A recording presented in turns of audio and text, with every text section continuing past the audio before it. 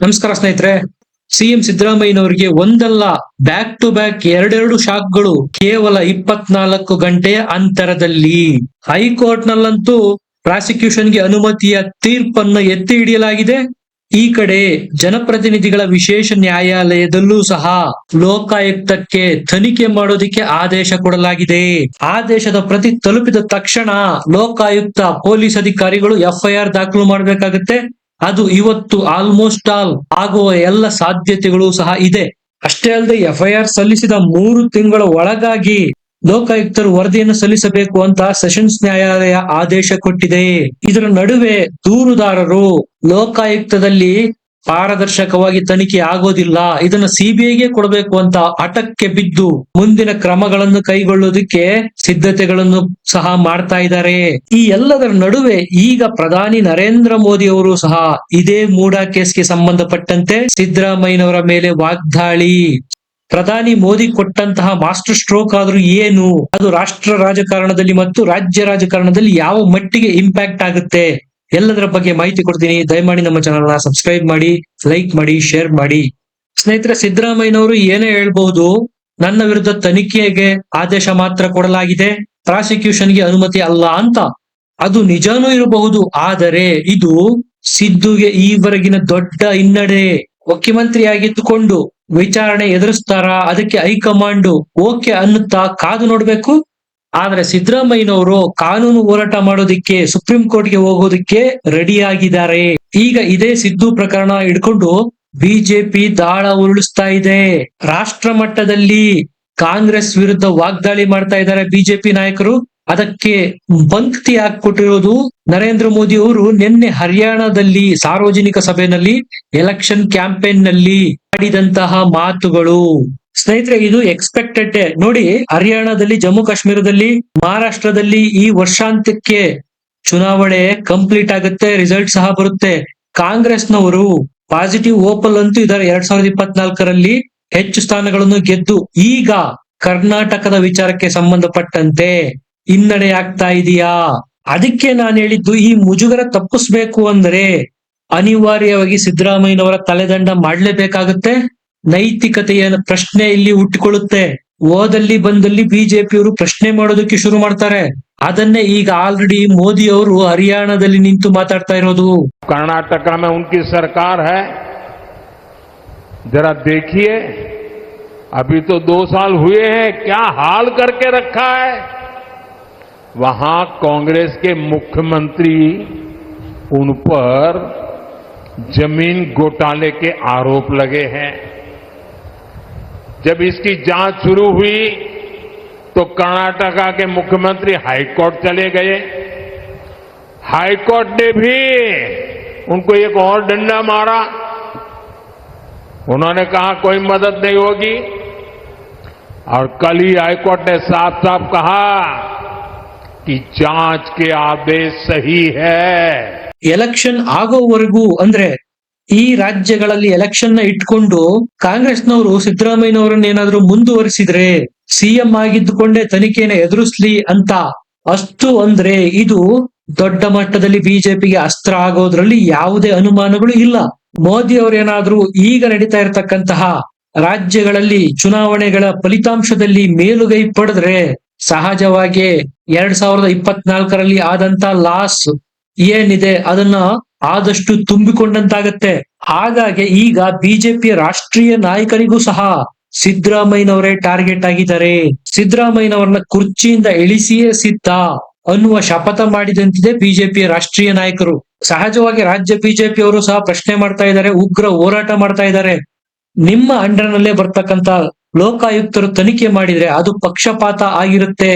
ನಿಷ್ಪಕ್ಷಪಾತ ತನಿಖೆಗೆ ಸಹಕಾರ ಮಾಡಬೇಕು ಅಂದ್ರೆ ನೀವು ಮೊದಲು ಕುರ್ಚಿಯಿಂದ ಇಳಿರಿ, ಯಾವುದಾದ್ರೂ ಸ್ವತಂತ್ರ ಏಜೆನ್ಸಿಗೆ ತನಿಖೆಗೆ ಒಪ್ಪಿಸಿ ಅನ್ನುವ ಬೇಡಿಕೆನ ರಾಜ್ಯ ಬಿಜೆಪಿಯ ನಾಯಕರು ಸಹ ಇಡ್ತಾ ಇದ್ದಾರೆ.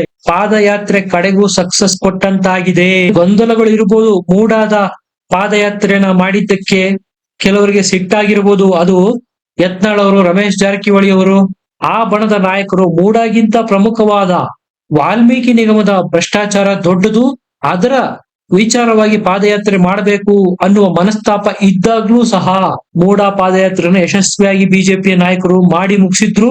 ಈಗ ಅದರ ಫಲಿತಾಂಶ ಸಿದ್ದರಾಮಯ್ಯನವರಿಗೆ ಪ್ರಾಸಿಕ್ಯೂಷನ್ಗೆ ಹೈಕೋರ್ಟ್ ಅಸ್ತು ಅನ್ನುವ ಮೂಲಕ ಸಿಕ್ಕಂತಾಗಿದೆ. ಹಾಗಾಗಿ ಮೋದಿ ಅವರು ಸಹ ಡೈರೆಕ್ಟ್ ಅಟ್ಯಾಕ್ ಮಾಡ್ತಾ ಇದ್ದಾರೆ ಸಿದ್ದರಾಮಯ್ಯನವರ ವಿರುದ್ಧ. ಕೈ ಸರ್ಕಾರ ರಾಜ್ಯದಲ್ಲಿ ಅಧಿಕಾರಕ್ಕೆ ಬಂದು 2 ವರ್ಷ ಆಗಿದೆ ಅಷ್ಟೇ. ಈಗಾಗ್ಲೇ ಗೋಟಾಲ ಭ್ರಷ್ಟಾಚಾರದಲ್ಲೇ ಮುಳುಗಿ ಹೋಗಿದೆ ಕೈ ಸರ್ಕಾರ. ಖುದ್ದು ಮುಖ್ಯಮಂತ್ರಿ ಅವರೇ ಜಮೀನಿನ ಭ್ರಷ್ಟಾಚಾರದಲ್ಲಿ ತನಿಖೆಯನ್ನು ಎದುರಿಸತಕ್ಕಂತ ಪರಿಸ್ಥಿತಿ ಬಂದಿದೆ. ಹೈಕೋರ್ಟ್ಗೆ ಹೋಗಿದ್ದಾರೆ, ಅಲ್ಲೂ ಸಹ ಅವರಿಗೆ ಹಿನ್ನಡೆಯಾಗಿದೆ.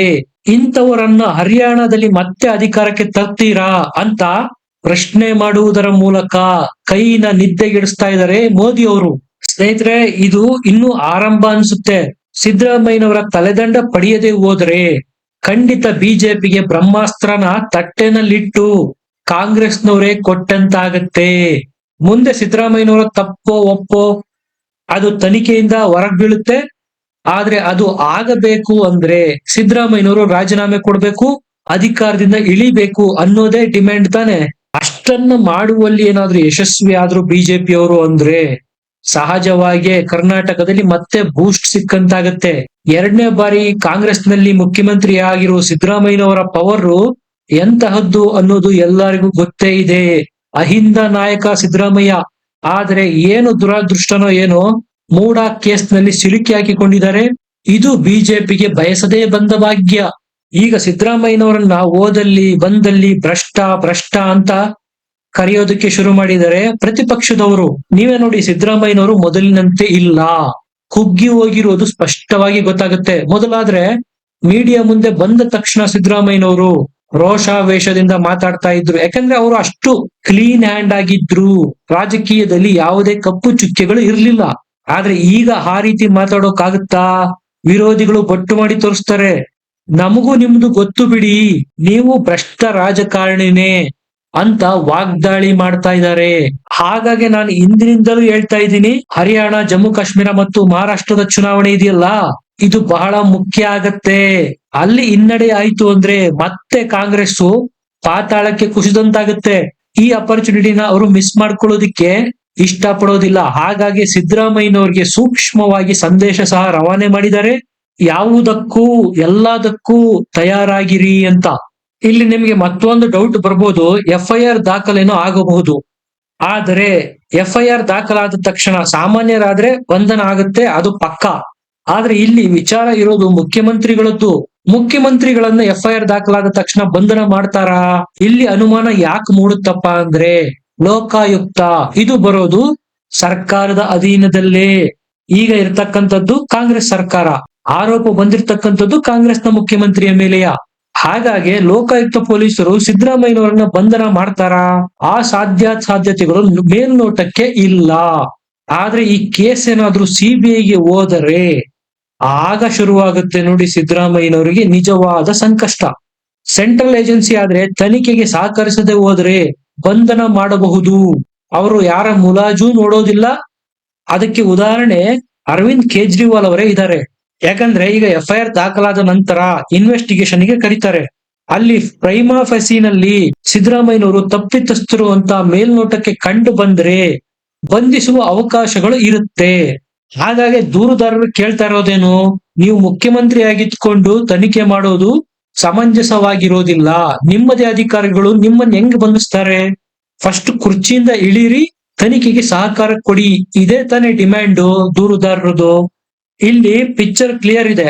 ಕೆಳ ನ್ಯಾಯಾಲಯ ಅಂದ್ರೆ ವಿಶೇಷ ನ್ಯಾಯಾಲಯ ತನ್ನ ಅಧಿಕಾರ ವ್ಯಾಪ್ತಿನಲ್ಲಿ ಏನು ಮಾಡಬಹುದು ಅದನ್ನೆಲ್ಲ ಮಾಡಿದೆ. ಕೇವಲ ಲೋಕಾಯುಕ್ತಕ್ಕೆ ಮಾತ್ರ ಅವರು ಕೇಸ್ನ ಶಿಫಾರಸು ಮಾಡಬಹುದು, ಲೋಕಾಯುಕ್ತಕ್ಕೆ ಕೊಟ್ಟಿದ್ದಾರೆ. CBIಗೆ ಕೆಳ ನ್ಯಾಯಾಲಯ ಕೊಡೋದಿಕ್ಕೆ ಬರೋದಿಲ್ಲ.